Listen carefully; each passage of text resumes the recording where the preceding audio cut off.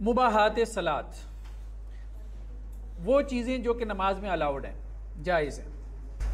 رونا یا آواز سے رونا نماز میں اس کی اجازت ہے، ٹھیک ہے، کیونکہ قرآن میں آتا ہے نا اذا تتلی علیہم آیات الرحمن خروا سجدا وبکیا، جب رحمان کی آیات ان پہ پڑھی جاتی ہیں تو وہ سجدہ کرتے ہوئے گرتے ہیں، روتے ہوئے۔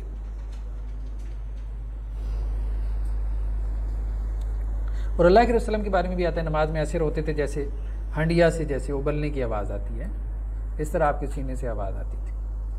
حضرت عمر رضی اللہ عنہ نے ایک مرتبہ نماز پڑھائی، سورہ یوسف کی تلاوت کر رہے تھے، تو راوی کہتے ہیں کہ جب اس آیت پہ پہنچے انما اشکو بثی وحزنی الی اللہ، تو وہ مطلب رونے کی آواز جیسے پوری مسجد نے سنی ان کی ہچکیوں کی آواز۔ تو یہ تو ہمیں صحابہ سے بھی ملتا ہے، اللہ کے رسول سے بھی ملتا ہے، فرائض میں بھی ملتا ہے، نوافل میں بھی ملتا ہے۔ تو خشیت الہی سے رونا ہو تو جائز ہے، ویسے رونے سے نماز ٹوٹ جاتی ہے۔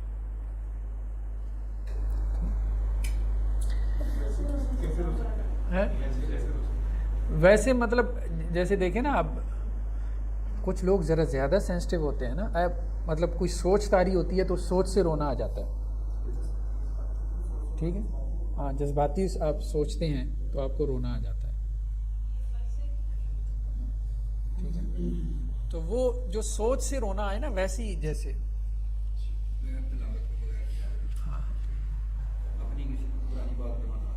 آ جاتا ہے انسان بعض اوقات کوئی چیز سوچتا ہے تو انسان کو اس پہ رونا آ جاتا ہے۔ دیکھیں وہ اگر اپنے دکھ میں بھی رو رہا ہے نا، تو چونکہ ایک آیت کے ساتھ اس نے اپنے دکھ کو جوڑ دیا ہے نا، حضرت عمر کو کیوں رونا آیا انما اشکو بثی وحزنی الی اللہ، ٹھیک ہے، غم تو ان کا بھی اپنا ہی غم تھا نا، لیکن اس غم کا اظہار اللہ کے سامنے کر رہے تھے، تو اب یہ ایک دینی بات بن گئی۔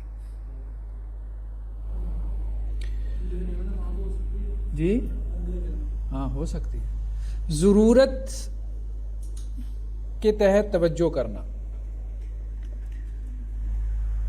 یعنی جسے التفات کہتے ہیں۔ حضرت عبداللہ بن عباس سے روایت ہے کہ اللہ کے رسول صلی اللہ علیہ وسلم نماز میں جو ہے وہ دائیں بائیں متوجہ ہو رہے تھے، جیسے دائیں بائیں متوجہ ہو رہے تھے، لیکن ایسا نہیں ہوتا تھا کہ اللہ کے رسول جو ہے وہ گردن پھیر کے دیکھتے ہیں۔ اور اس کی وجہ کیا تھی؟ وجہ یہ تھی کہ اللہ کے رسول صلی اللہ علیہ وسلم نے جو ہے وہ ایک گھڑ سوار کو بھیجا ہوا تھا کسی قوم کی طرف، ٹھیک ہے نا، تو اللہ کے رسول کو اس کا انتظار تھا۔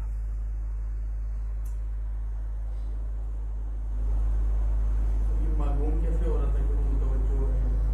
یہ صحابی نے کہا ہے نا، حضرت عبداللہ ابن عباس نے کہا ہے کہ اللہ کے رسول صلی اللہ علیہ وسلم نماز پڑھ رہے تھے اور وہ دائیں بائیں متوجہ ہو رہے تھے، یعنی گویا کہ جیسے کسی کے انتظار میں، لیکن یہ توجہ دائیں بائیں اتنی زیادہ نہیں تھی کہ آپ کی گردن مڑ رہی ہو، اور اس توجہ کی وجہ یہ تھی کہ آپ نے کسی گھڑ سوار کو بھیجا ہوا تھا کسی کام سے، اور آپ اس کے انتظار میں تھے کہ کب وہ آتا ہے، ٹھیک ہے، تو یہ۔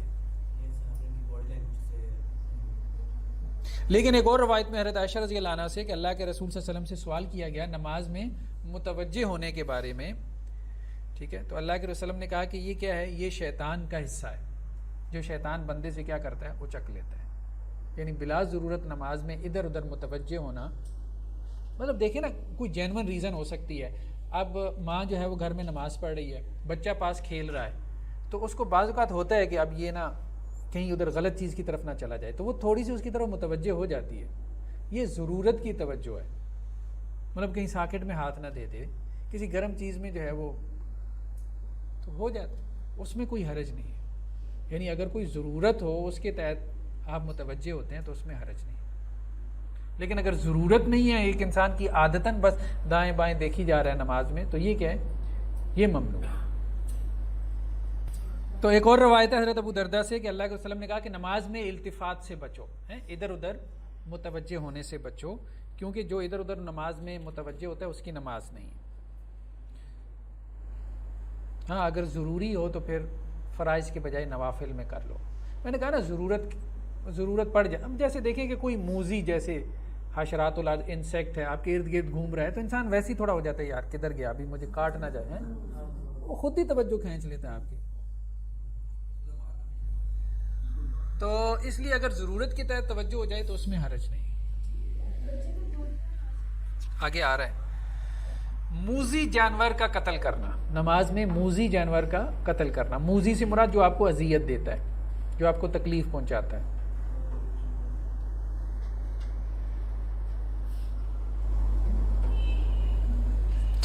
تو حدیث کے الفاظ کیا ہیں؟ اقتلوا الاسودین فی الصلاۃ. 2 کالی چیزوں کو نماز میں قتل کر دو. کالی چیزیں کون سی ہیں؟ سانپ اور بچھو. ٹھیک ہے, نماز میں ان کو قتل کر سکتے ہیں, اس سے نماز باطل نہیں ہوگی. جی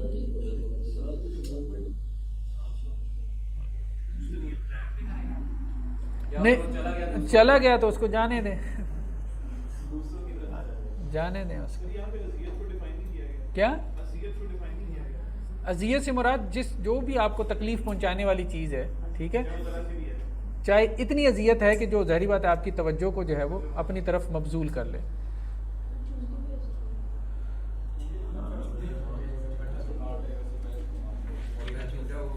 تو مطلب یہ ہے کہ موذی کو قتل کرنا, ٹھیک ہے, جس سے آپ کو اذیت پہنچتی ہے اس کو نماز میں مارنا جائز ہے. نہیں, اس کے علاوہ بھی کر سکتے ہیں, کوئی حرج نہیں. جیسے وہ کیا کہتے ہیں اس کو, وہ جو تبوڑی ہوتی ہے, جو تبوڑی کہتے ہیں, وہ اچھا خاصا جو ہے وہ درد کرتی ہے. بھیڑ کہتے ہیں جس سے, ہمارے یہاں اس کو پوٹوہاری میں تبوڑی کہتے ہیں. ضرورت کا چلنا, ضرورت کے تحت نماز میں حرکت کرنا, اس میں بھی حرج نہیں ہے. حضرت عائشہ رضی اللہ عنہ سے روایت ہے کہ وہ گھر میں اللہ کے رسول گھر میں نماز پڑھ رہے ہوتے تھے اور دروازہ بند ہوتا تھا, ٹھیک ہے, تو میں آتی تھی گھر میں اور میں دروازہ کھٹکھٹاتی تھی, تو اللہ کے رسول چل کے جو ہے وہ کیا کرتے تھے, دروازہ کھول دیتے تھے. لیکن انہوں نے یہ وضاحت کی کہ وہ دروازہ جو ہے وہ قبلہ رخ ہوتا تھا.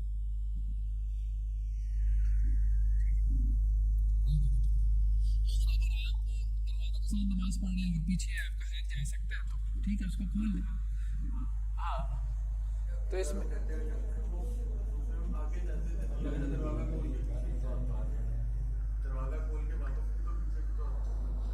ایک تو یہ ہے کہ حجرے کا سائز بہت چھوٹا تھا, ایک بات تو یہ ذہن میں رکھنی چاہیے. تو اس لیے فقہا نے یہ بحث جو کی ہے کہ یہ 2-4 قدم ہی ہوتے تھے, تو یہ بات درست ہے. دوسرا یہ ہے کہ اصل مراد یہ ہے کہ قبلے سے پھرے نا, تو اگر بیک فٹ پہ چلا جائے تو اس میں کوئی حرج نہیں, قبلہ رخ رہتے ہوئے. ہاں, ہو سکتا ہے.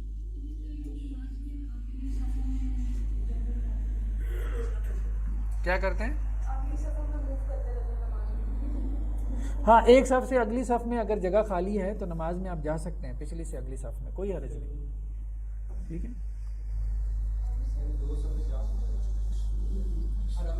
بہت ساری باتوں کے بارے میں نا اپنے دل سے پوچھ لیں. چلیں, اصل بات یہ ہے کہ ایک جواز ہے, آپ کو سمجھ میں آ رہا ہے, بس عمل کثیر نہ ہو جائے. اصل بات یہ اتنا نہ ہو کہ بندہ کہے کہ یار یہ نماز نہیں پڑھ رہا. امام آگے چلا جائے, مقتدی پیچھے, یا مقتدی پیچھے آ جائے. ہم اور بات کر رہے ہیں, یہ 2 مسئلے علیحدہ ہیں, ٹھیک ہے نا, 2 مسئلے علیحدہ ہیں. اس میں کیا ہے, اس میں صف ٹوٹ جاتی ہے. آپ پہلی صف سے بندہ پچھلی صف میں کھینچیں گے کہ میں اکیلا ہوں, ٹھیک ہے, تو وہ صف آپ نے پہلی توڑ دی. وہ صف آپ نے پہلی توڑ دی تو اگر 70 بندہ پہلی صف میں کھڑا ہے, 70 بندوں نے حرکت کرنی ہے. 70 بندوں کی حرکت بہت بڑی حرکت ہے, تو وہ اکیلا نماز پڑھ لے, بجائے اس کے کہ 70 لوگوں کو حرکت پہ مجبور کرے.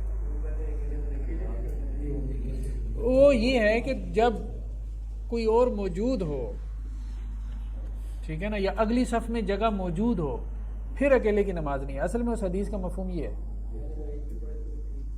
مجبوری ہے. مجبوری میں تو ہر جگہ آپ کے لیے ریلیکسیشن نکل آتی ہے. تو حضرت ابو برزہ اسلمی, یہ ایک صحابی ہیں, ان سے روایت ہے کہ یہ عراق میں تھے, ایک نہر کے کنارے جو ہے وہ نماز پڑھ رہے تھے, اور انہوں نے اپنے گھوڑے کی جو لگام تھی یہ اپنے ہاتھ میں پکڑی ہوئی تھی. اب نہر کے کنارے کوئی جگہ بھی نہیں ملی کہ گھوڑے کو باندھ سکیں. گھوڑے کو چھوڑ دیا تو وہ بھاگ جائے گا, ٹھیک ہے, تو کیا کیا, گھوڑے کی لگام اپنے ہاتھ میں پکڑ لی اور نماز شروع کر دی. فرض نماز تھی, سفر کی تھی, 2 رکعت تھی. تو کیا ہوا کہ گھوڑے نے جو ہے نا وہ ان کی طرف آنا شروع کر دیا، تو یہ نماز میں پیچھے ہونا شروع ہو گیا، وہ اور آگے ان کے اوپر چڑھے، مطلب شرارتی تھا گھوڑا، یہ اور پیچھے ہوں. تو روایت میں کیا الفاظ ہیں، فقال رجل من الخوارج، یہ خوارج بہت سخت ہوتے تھے، یعنی یہ وہ لوگ تھے جن کا عقیدہ یہ تھا کہ اگر کبیرہ گناہ ہو جائے تو بندہ کافر ہو جاتا ہے، ٹھیک ہے. اور ایسے قرآن پڑھتے تھے کہ ان کے بارے میں آتا ہے کہ وہ ان کی آنسوؤں کی وجہ سے نا ان کے یہاں جیسے رخساروں پہ گڑھے پڑ جاتے تھے، اتنا روتے تھے. بہت نیک لوگ تھے لیکن ایکسٹریمسٹ تھے. تو اس نے تبصرہ کر دیا ایک نے کہ اللہ تعالیٰ اس شیخ کو رسوا کرے، کیسے نماز پڑھ رہا ہے، مطلب نماز میں یہ کیا اس نے تماشا لگایا ہوا ہے. انہوں نے جب نماز سے وہ فارغ ہوئی ہے تو کہنے لگے میں نے تیری بات سنی ہے، میں نے اللہ کے رسول صلی اللہ علیہ وسلم کے ساتھ 6-7 غزوات میں شرکت کی ہے، ٹھیک ہے، اور میں نے اللہ کے رسول صلی اللہ علیہ وسلم کو اچھے طریقے سے آپ صلی اللہ علیہ وسلم کے معاملات کو دیکھا ہے، اور اللہ کے رسول نے دین میں جو آسانی پیدا کی ہے نا میں نے وہ بھی دیکھی ہے. تو یہ جو تو نے مجھ پہ تبصرہ کیا ہے کہ میں کھیل تماشا کر رہا ہوں، تو ظاہری بات ہے انہوں نے کہا کہ اللہ کے رسول کی نماز میں نے اتنی آسانی دیکھی ہے، اب تم لوگ جو ہے وہ تم لوگوں نے نماز کو پتہ نہیں کیا بنا لیا. تو یہ میری جو سواری تھی، یہ جو میرا گھوڑا تھا، ٹھیک ہے، اگر میں اس کو چھوڑ دیتا تو یہ وہاں پہنچ جاتا جہاں سے ڈھونڈنا میرے لیے اس کو ممکن نہیں تھا یا مشکل تھا. تو اس لیے میرے لیے آسانی یہی تھی کہ میں اس کی لگام اپنے ہاتھ میں پکڑ کے نماز پڑھوں اور نماز بھی اپنے وقت پہ پڑھوں.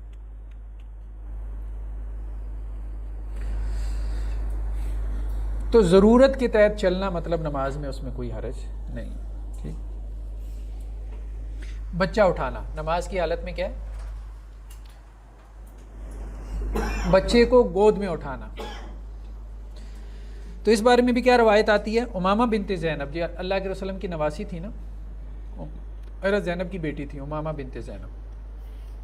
تو اللہ کے رسول صلی اللہ علیہ وسلم ان کو اپنی گردن پہ بٹھا لیتے تھے، یہاں کندھوں پہ، ٹھیک ہے، وہ جیسے ہم بچوں کو اپنے کندھوں پہ بٹھا لیتے ہیں نا نماز کی حالت میں. جب آپ رکوع سجدے کے لیے جاتے تھے تو اس کو سائیڈ پہ نیچے بٹھا دیتے تھے، اور جب آپ پھر کھڑے ہوتے تھے تو اس کو پھر کیا کرتے تھے، اپنے کندھوں پہ بٹھا لیتے تھے. اور یہ کام اللہ کے رسول نے فرض نماز میں کیا، بلکہ جماعت کی نماز میں کیا. اسی طرح ایک اور روایت میں ہے کہ اللہ کے رسول صلی اللہ علیہ وسلم جو ہے وہ راوی کہتے ہیں کہ حضرت حسن اور حضرت حسین تھے، اب انہیں یاد نہیں، اور ظہر یا عصر کی نماز تھی. تو اللہ کے رسول صلی اللہ علیہ وسلم ان کو اٹھائے ہوئے مسجد میں لائے.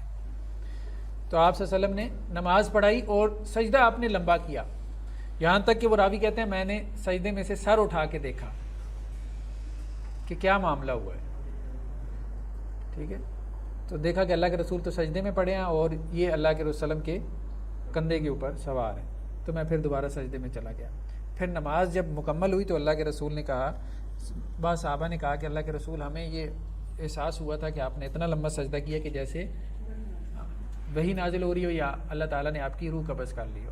تو اللہ کے رسول نے کہا نہیں ایسا معاملہ نہیں تھا، یہ میرا بچہ جو ہے وہ میرے اوپر سوار ہو گیا تھا، تو مجھے یہ لگا کہ یہ اب بہتر ہے اپنی سواری پوری کر لے، اپنی خواہش پوری کر لے، پھر میں جو ہے وہ اپنا سر اٹھاؤں. تو بچے کو اٹھانا، ٹھیک ہے، اس میں کوئی حرج نہیں،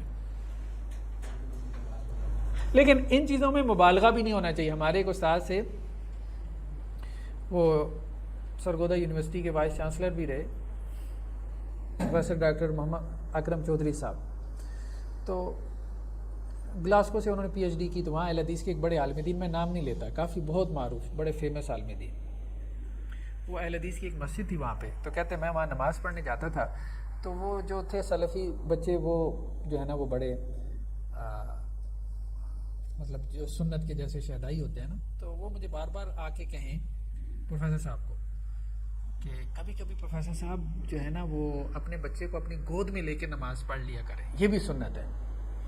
تو کہتے ہیں میں نے انہیں کہا کہ یہ کون سی سنت ہے. تو انہوں نے میری شکایت لگا دی اپنے جو ہے وہ علامہ صاحب سے.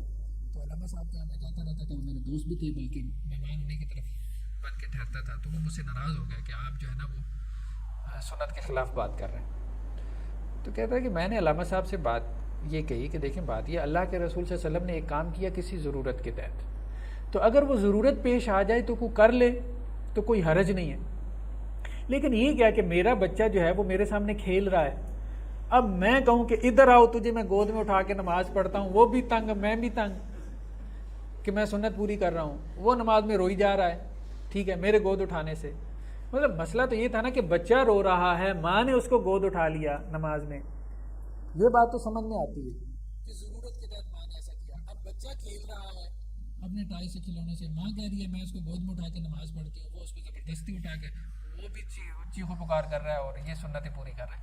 تو مطلب کوئی یہ بات سمجھ میں آتی ہے کہ یہ ساری چیزیں جو ہے نا وہ ایک سینس کے ساتھ ہیں، ایسے نہیں ہے.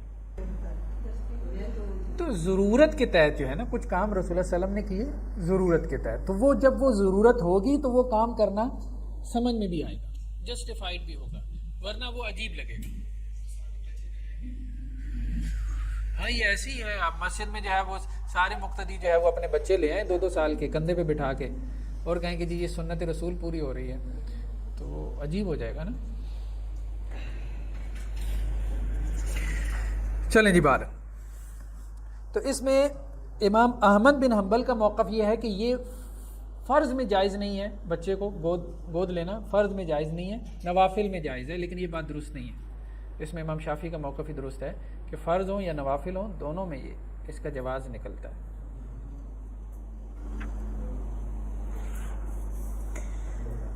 سلام کا جواب دینا، نماز میں سلام کا جواب دینا.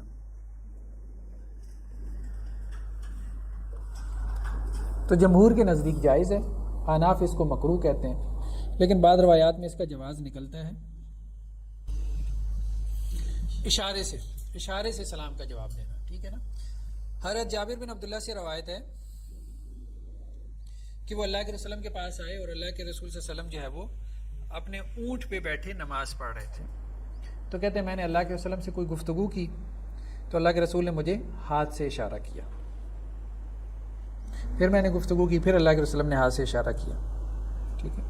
تو جب آپ صلی اللہ علیہ وسلم جو ہے وہ نماز سے فارغ ہو چکے تو اللہ کے رسول نے کہا کہ میں نماز میں تھا اس لیے میں نے آپ کے سلام کا جواب نہیں دیا، لیکن ہاتھ سے اشارہ کر دیا.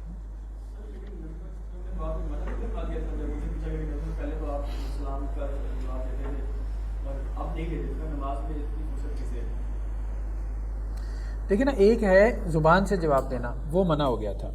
دوسرا اشارے میں بھی میں نے کہا کہ ایک ہے خفیف اشارہ، ہلکا اشارہ کرنا، ٹھیک ہے. جیسے ہم نے کہا تھا ایسے جیسے ہاتھ تشہد میں رکھے نا ایسے اشارہ کر دیا، اس میں کوئی حرج نہیں ہے، یہ کوئی بڑی حرکت نہیں. ہاں جیسے ہمارے ہاں عرف میں ہوتا ہے نا السلام علیکم، یہ نہیں کرنا چاہیے، اس سے منع کیا.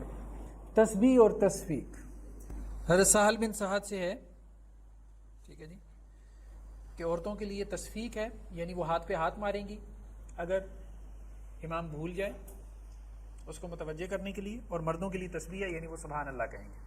ٹھیک. مسند احمد کی روایت ہے. امام کو لقمہ دینا، تو جب امام رک جائے تو اس کو لقمہ دیا جا سکتا ہے.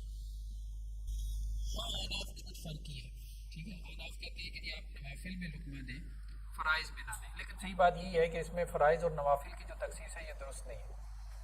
ٹھیک ہے. فرض میں بھی لقمہ دیا جا سکتا ہے اور نوافل میں بھی دیا جا سکتا ہے، اور رکنا بھی ضروری نہیں ہے. امام کا رکنا بھی ضروری، امام اگر غلط پڑھ رہا ہے تو آپ اس کو صحیح بتائیں، بھلے وہ نہیں رک رہا تو آپ اس کو صحیح بتائیں. ٹھیک ہے.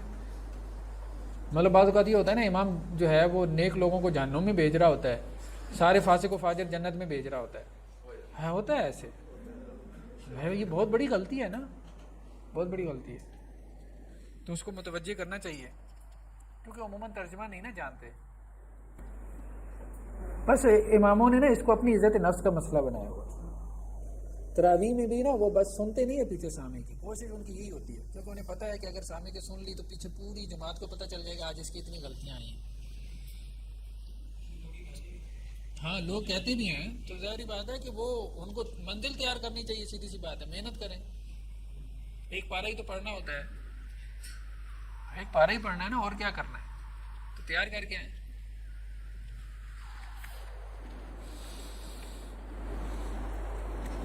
جی نیکسٹ کیا ہے؟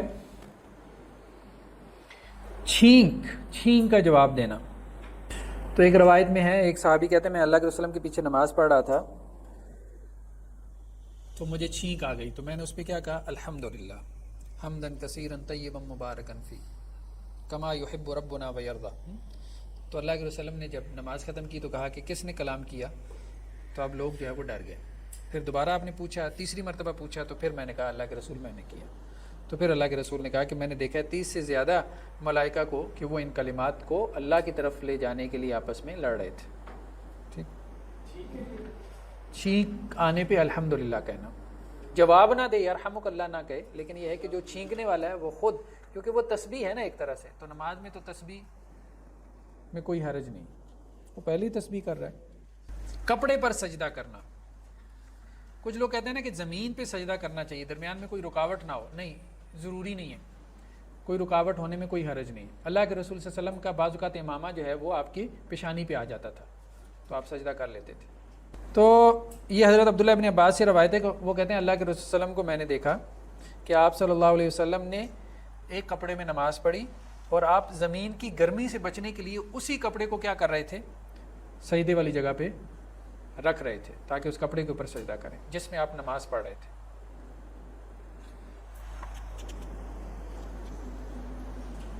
یعنی اس کپڑے کا جو بچا ہوا حصہ تھا نا، لٹکتا ہوا حصہ تھا، اس کو سجدے والی جگہ پہ سجدہ کرتے ہوئے سامنے رکھ لیتے تھے زمین کی حرارت سے بچنے کے لیے. مسند احمد کی روایت ہے. مصحف سے قرات کرنا، نماز کی حالت میں مصحف سے قرات کرنا. تو حضرت عائشہ رضی اللہ عنہا کا آزاد کردہ غلام تھا جس کا نام کیا تھا، زکوان. تو یہ موطا امام مالک کی روایت ہے کہ وہ امامت کرواتا تھا ان کو، حضرت عائشہ رضی اللہ عنہا کو، اور اس طرح گھر کی اور خواتین تھیں جن کو وہ تراویح، مطلب رمضان میں قیام اللیل جسے ہم کہتے ہیں، تراویح کی نماز پڑھاتا تھا. تو اس کو قرآن یاد تھا تو وہ بعض اوقات مصحف سے دیکھ کے جو ہے وہ نماز پڑھاتا تھا.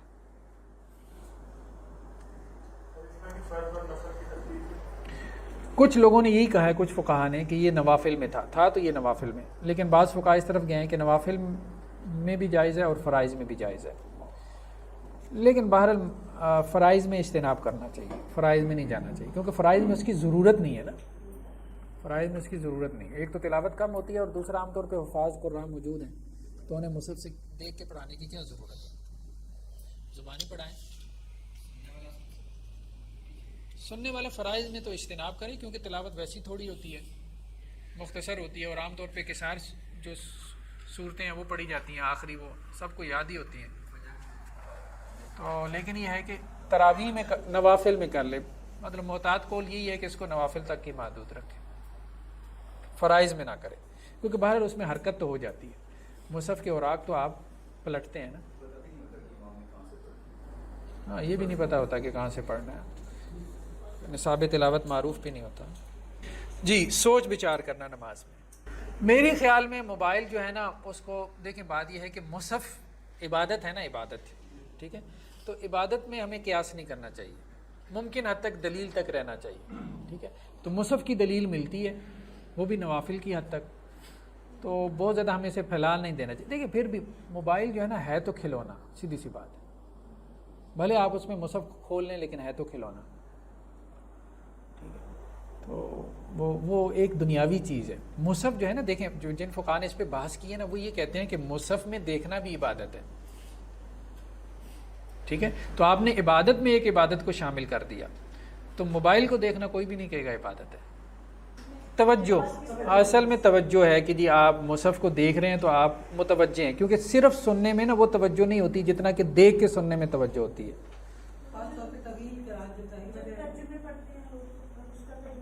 نہیں ترجمہ تو ظاہر بات ہے وہ غلط ہے نا، وہ تو نماز میں پڑھنے سے نماز فاسد ہو جائے گی نا، باطل ہو جائے گی. ٹھیک ہے، وہ تو نماز نہ رہی، پھر تو وہ ترجمہ قرآن کی کلاس ہو گئی نا. ٹھیک ہے، نماز تو عبادت ہے. سوچ بچار کرنا نماز میں ویسے تو سوچ بچار تو ناپسندیدہ ہے نا، لیکن دینی سوچ بچار ہو تو وہ کیا ہے، جائز ہے، وہ خشوع خضوع کے منافی نہیں. ٹھیک ہے، مطلب نماز میں کسی کو خیال آتا ہے کہ میں اتنا صدقہ کروں گا تو یہ خشوع خضوع کے منافی نہیں ہے. اچھا یہ ابھی باہر نکل کے نا صدقہ کرتا ہوں. حضرت عمر رضی اللہ عنہ سے مروی ہے کہ وہ یہ کہتے ہیں، ان کے بارے میں آتا ہے، وہ یہ کہتے ہیں کہ میں نماز میں لشکر تیار کرتا ہوں. ٹھیک، نماز میں لشکر تیار کرتا ہوں. کہنے کا مراد کیا ہے کہ نماز پڑھا رہا ہوتا ہوں اور میں یہ سوچ رہا ہوتا ہوں اچھا فلاں طرف فلاں لشکر بھیجنا ہے اور اس کا امیر میں نے فلاں کو بنانا ہے. ہاں وہ پلاننگ کر رہے ہوتے تھے وہ. یہ صحیح بخاری کی روایت ہے. ٹھیک ہے. تو کہنے کا مقصد یہ ہے کہ وہ سوچ مطلقاً سوچ، دیکھیں بات یہ ہے کہ ہر وقت اللہ کے بارے میں آپ کیا سوچیں گے مجھے بتائیں. اللہ تو ہماری سوچ میں آ ہی نہیں سکتا. ہم یہ جو کہہ رہے ہیں نا کہ ہم اللہ کو سوچیں، تو اللہ کو کیا سوچیں گے؟ تو جو ہم اللہ کے دین کے بارے میں سوچ ہے وہ اللہ کے بارے میں ہی سوچنا ہے. ایون کہ آپ جیسے قرآن مجید کی آیات ہیں، ٹھیک ہے، اب قرآن مجید کی آیات میں اللہ تعالیٰ کہیں پہ صدقے کا حکم دے رہے ہیں، کہیں پہ جو ہے وہ پیچھے حضرت موسیٰ اور فرعون کا قصہ بیان کر رہے ہیں. تو ہم کس کو سوچ رہے ہیں؟ موسیٰ اور فرعون کو سوچ رہے ہیں. تو وہ کیا اللہ کے غیر کو سوچنا ہے؟ نہیں، اللہ کے غیر کو سوچنا تو نہیں ہے.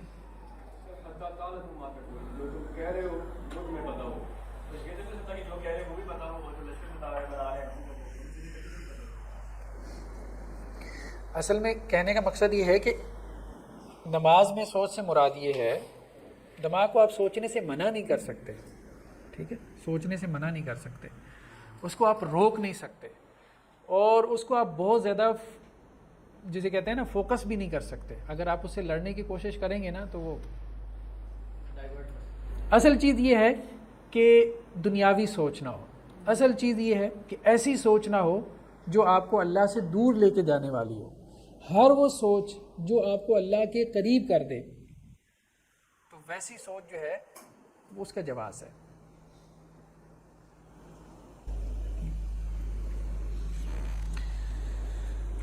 جی، تو ایک روایت میں یہ حضرت ابو ہریرہ سے کہ اللہ کے رسول صلی اللہ علیہ وسلم نے کہا کہ جب نماز کے لیے اذان کہی جاتی ہے تو شیطان جو ہے وہ کیا ہے؟ دوڑ جاتا ہے. پھر جب تکبیر کہی جاتی ہے تو پھر وہ واپس آ جاتا ہے. تو اب وہ کیا کرتا ہے؟ انسان کے دل میں خیال ڈالتا ہے. اسے کیا کہتے ہیں؟ اذکر قضا، فلاں چیز اس کو یاد کرواتا ہے، فلاں یاد کرواتا ہے. یہاں تک کہ آدمی کو یہ بھی نہیں یاد رہتا کہ اس نے کتنی رکعتیں پڑھی. ٹھیک ہے، تو جب کسی کو نہ یاد رہے کہ اس نے کتنی رکعتیں پڑھی ہیں تو پھر وہ آخر میں کیا کرے؟ 2 سجدے نکال لے اور سجدہ صاحب کر لے. ایک اور روایت میں ہے کہ اللہ کے رسول صلی اللہ علیہ وسلم نے کہا کہ جب تم میں سے کوئی شخص نماز پڑھ کے جاتا ہے تو کسی کے لیے 10واں حصہ اجر لکھا جاتا ہے، کسی کے لیے 9واں، کسی کے لیے 8واں. تو یہ اب اس اعتبار سے ہے کہ جتنی اس کو نماز میں توجہ حاصل رہی. تو دنیاوی توجہ جو ہے یہ درست نہیں ہے. دینی سوچ میں کے آنے میں حرج نہیں.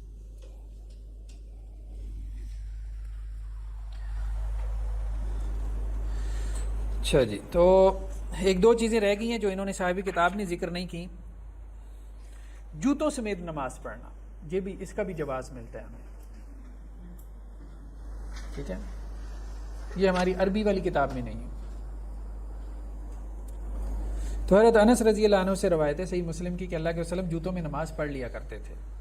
لیکن پھر اس میں ضروری ہوتا ہے کہ حدیث جو ہے نا ہمارے یہاں اس کے صرف ظاہر پہ نہیں جانا چاہیے. بہت اہم ہے کہ آپ اس کے کانٹیکس کو دیکھیں. جیسے آپ کہتے ہیں نا قرآن مجید کی آیت کا شان نزول ہوتا ہے، کس کانٹیکس میں وہ نازل ہوتی ہے، اس سے اس کو سمجھنے میں آسانی رہتی ہے. ہمارے یہاں اہل حدیث حضرات کچھ اتنی شدت کرتے تھے، وہ قالین بچھے ہوئے کہتے ہیں ہم نے جوتے جو ہے نا وہ جوتے بھی ان کے وہ کون سے ہوتے تھے جو انہوں لنڈے سے لیے ہوتے تھے. لیکن وہ کہتے تھے ہم دھو کے لے آئیں گے اس کو، لیکن نماز قالین کے اوپر، نئے قالین کے اوپر ہم نے جوتوں سمیت پڑھنی. ایسی بات ہے، لوگ نہیں اس کو ایکسیپٹ کرتے.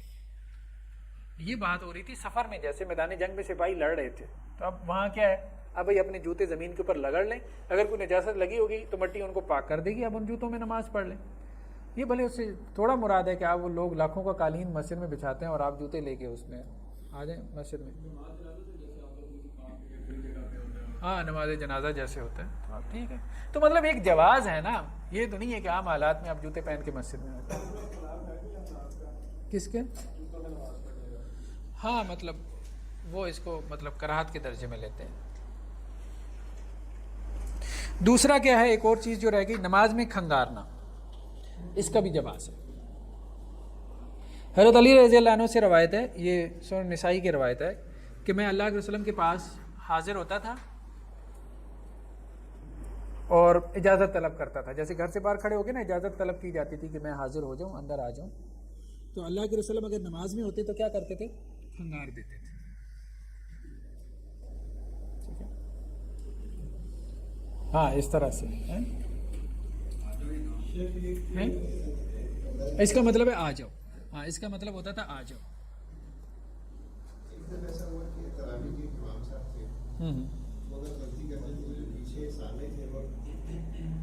ہاں نہیں یہ تو اب یہ تو درست نہیں، ان کو تو لقمہ دینا چاہیے نا، ٹھیک ہے، تو ان کو لقمہ دینا چاہیے، سیدھی سی بات ہے، پیچھے سے آئے تو اس کو شروع کروائیں، مطلب بلا ضرورت کھنگارنا یہ درست نہیں ہے نا. ہاں نہیں یہ بھی نہیں، بہرحال ویسے تو دیکھیں نا اتنا تو ہے کہ نماز کو لمبا کروانے کو خاص طور پہ جو جماعت کی نماز ہے اس کو پسند نہیں کیا نا. حضرت معاذ بن جبل رضی اللہ عنہ کو اللہ کے رسول نے کہیں امام بنایا تھا، وہ اللہ کے رسول کے ساتھ عشاء کی نماز پڑھتے تھے، پھر اس قبیلے میں جا کے عشاء کی نماز پڑھاتے تھے. تو وہ ایک دفعہ جا کے انہوں نے مطلب اسی طرح سے کرتے تھے کہ سورہ بقرہ شروع کر دی.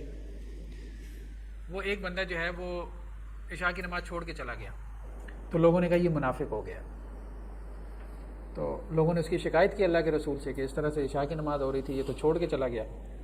تو اللہ کے رسول نے اس کو بلوایا، کہنے لگا کہ سارا دن محنت مزدوری کرتے ہیں، رات کو یہ سورہ بقرہ شروع کر دیتے ہیں، آپ ہی بتائیں. تو اللہ کے رسول نے پھر حضرت معاذ بن جبل کو بلایا اور ڈانٹا.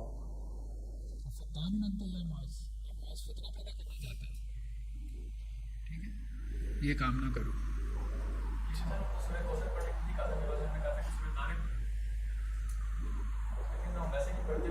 ہاں ٹھیک ہے، وہ مطلب 30ویں پارے میں سے پڑھ لے. ہاں